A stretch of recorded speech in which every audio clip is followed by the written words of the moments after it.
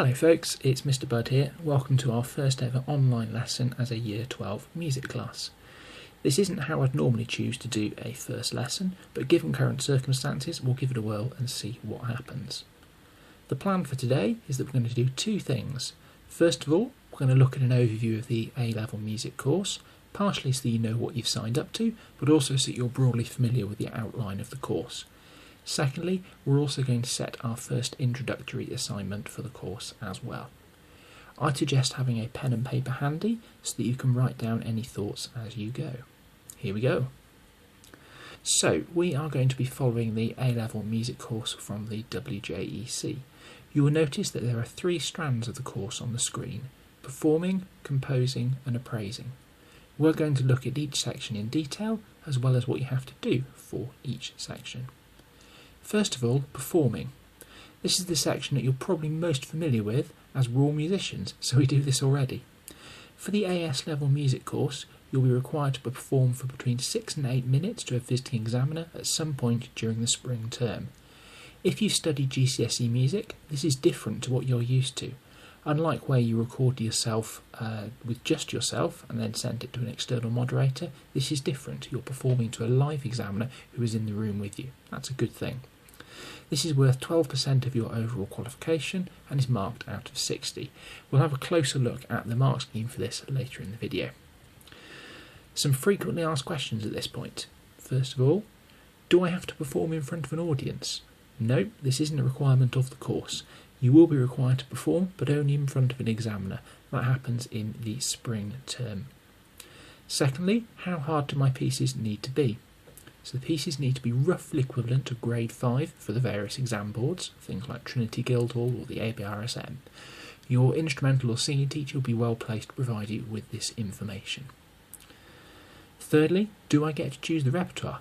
Yes, you do, although I'd suggest choosing it along with your instrumental or vocal teacher. One of the pieces in your recital programme will need to link into one of 4 areas of study, either the Western classical tradition, rock and pop, music theatre or jazz. Thankfully, these areas of study are fairly broad, so it's not too difficult to find a piece that's already in your repertoire or one that you're learning which fits into one of those 4 areas.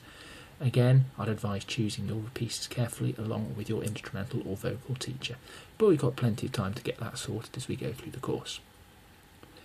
Secondly, composition. For those who study music at GCSE, this is very similar. You'll need to compose 2 pieces, one to a set brief and one to a free choice. For the first composition, which is the set brief, you will have a choice of 4 briefs which are released in the September of each academic year. So that's identical to the GCSE course. However, whichever brief you choose will have to be written in the style of the Western classical tradition. Don't panic, as we're going to be looking at compositional devices and techniques about writing in this style throughout the year on the course. Composition is worth 12% of your overall qualification, and both compositions combined need to last between 3 and 6 minutes. This will be marked externally by an examiner. Again, some frequently asked questions at this point.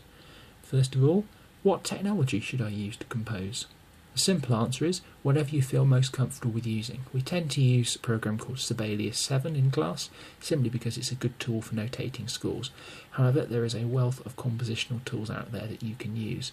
Whether it's sitting writing at a piano or with your instrument, or creating music using computer software, there's lots of different ways that you can go through the creative process of writing your compositions, and it's my job to help you with that. Secondly, I'm less confident with composition. Will I get help?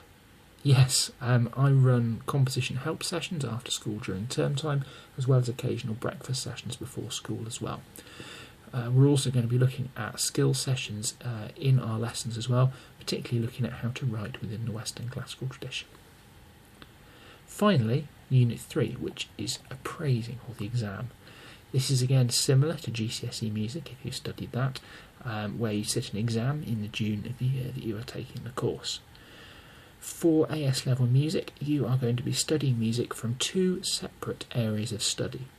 First of all, area of study A, which is where we'll be studying religious choral music from 1730 to 1800. This will include looking in depth at our set work, which is Mozart's Requiem. This is a piece which you can hear in the background playing at the moment. It's a piece that you're going to become very familiar with throughout the course, in the same way that you study a set text in English literature, for example, and you'll be required to answer questions on it in the exam. We have a choice about the second area of study to choose from, either rock and pop, music theatre or jazz. We're going to discuss in class which of those we'll be studying, as there is an element of choice as to which one we go for. At the moment the plan is to study jazz. Briefly, the course is also very similar for A-level in Year 13 as well. You are of course welcome to drop one subject at the end of Year 12, although I hope that you'll be willing to stay with us for the duration of the 2-year course. So, whilst we're here, it's probably worth just taking a quick look at the A2 course as well. In Year 13, it's possible to choose to specialise, either as a performer or as a composer. You still need to do both, but you can choose to do more of one than the other. For example, you can see that the two options on the screen for performing at A2 level, you can either choose option A, which is worth 90 marks, or 22% of the qualification, or option B, which is worth 60 marks, or 14% of the qualification. You make the choice individually as a candidate. The difference between each choice is essentially how much you do of each option. So for example, if you choose to specialise in performance, your recital to the visiting examiner will obviously be longer. Here's a helpful slide which will show the options that you can choose when you get into Year 13. The expected performance standard for A2 in Year 13 is roughly around about grade 6. Again, your instrumental or vocal teacher will help you to choose and learn repertoire of the correct level to achieve this. It's exactly the same for composing in Year 13. You can choose to specialise in this if you wish. Note the different weightings depending on which option you choose. Obviously, if you specialise as a composer, your composition portfolio will be larger. Finally, the A2 exam, which you would sit in the summer term of Year 13. We again study a set work, which is either a symphony by Brahms or Verdi's Requiem, as well as looking at Impressionism and either American musical theatre or jazz legends. That's obviously quite a long way in the future though. We've got plenty of time to worry about before we get there. So for now, we're going to be looking at Units 1, 2 and 3, performing, composing and appraising. I've thought quite a bit about how I teach this first introductory lesson online. It's obviously not ideal teaching music in a virtual classroom via a screen, especially when I have to set you work. I considered starting with a theory assignment, as it's obviously fairly straightforward to both teach and to mark theory online. However, that didn't seem the most welcoming thing in the world to do in a first lesson. So, we're going to do what we probably already do naturally as musicians, which is to perform. In other words, we're going to start off by looking at Unit 1, which is performance. For this to work, I'm going to set you your first introductory assignment, which you can see on the screen. I would like you to record yourself performing a piece of your choice on your instrument. It only needs to be an audio recording, preferably MP3 or a .wav file. Please make sure that it's an audio only file and that you're not videoing yourself. Phone quality or a voice recorder on your phone is absolutely fine for this. Why are we doing this? That's a very good question. There are a number of reasons. First of all, it's a good introduction to the course. Hearing you perform at your current level will really help both me and you to plan for the up and coming year to make sure that we get the best marks possible for you for Unit 1 for performance. Secondly, throughout the course we're going to be building up a bank of audio recordings of you performing. This serves two purposes. Firstly, it helps you to demonstrate your progress as we can chart tangibly how you're improving as a musician throughout the course. Secondly, it also serves as an unofficial insurance as well. So, for instance, if you break your arm in the week of the performance exam, we've got a bank of recordings ready to use if absolutely necessary. Thirdly, it's also what we do really well as musicians. It's a good thing to do in our first lesson as I get to know you and you get to know me, so it's a good way to start off our music course. Once you record yourself, please then send it to me as an audio file via email. I'll put my email address on the screen at the end of this video. I will then listen to your recording and will mark it according to the AS level performance criteria. I'll then give you this feedback via email. This is nothing to worry about. It's good to get into the habit of practicing regularly if you aren't at the moment, and it's also good to get into the habit of receiving feedback on your playing frequently as well. Once again, this will really help both me and you to plan for the up and coming term to make sure we get you the best marks possible for Unit 1 for performance. So we're going to do this once during this half term and once again in the following half term. The plan is that we should be able to demonstrate some improvement, as well as it being a really firm foundation for us to start on as we begin the course.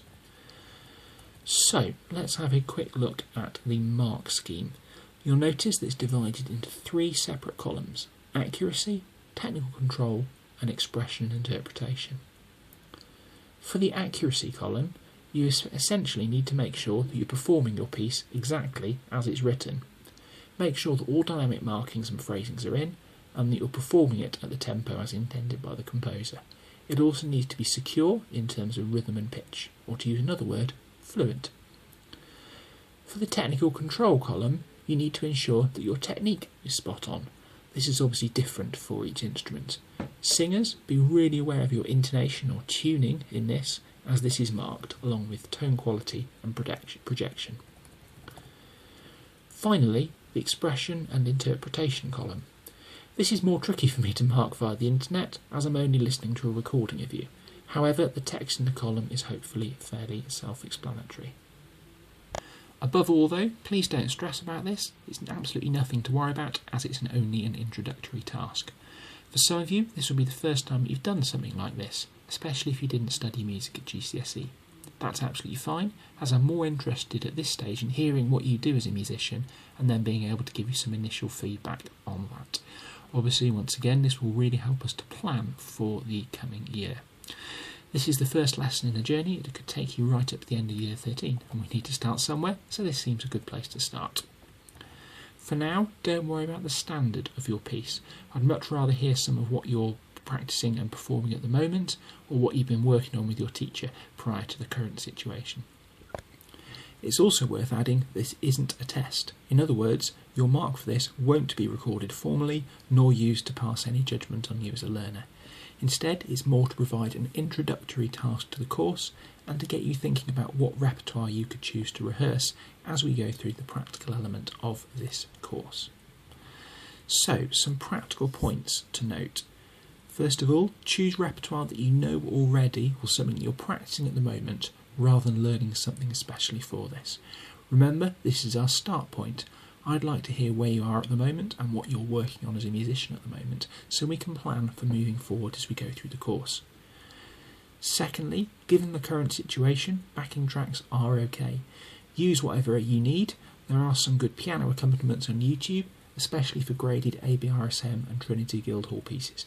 Do have a look, you might be lucky and find the piano accompaniment that you need. There are also some really good backing tracks for real book jazz standards using a program called Band in a Box, most of which are on YouTube as well. If you can't find a recording of your backing track, or if perhaps it's in the wrong key, if you do have a copy of the piano accompaniment, please send it to me via email and I will happily record it for you here and send it back to you for you to play along to.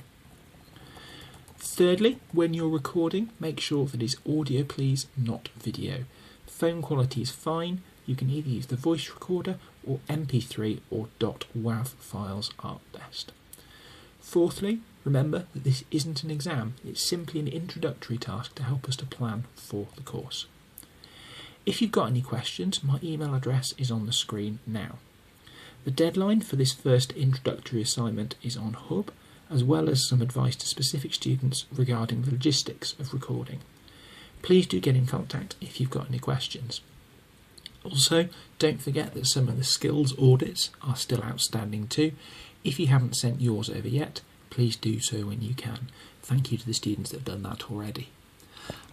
Otherwise, I look forward to receiving the recording of your performance, as well as welcoming you to the music department at Penglais in due course.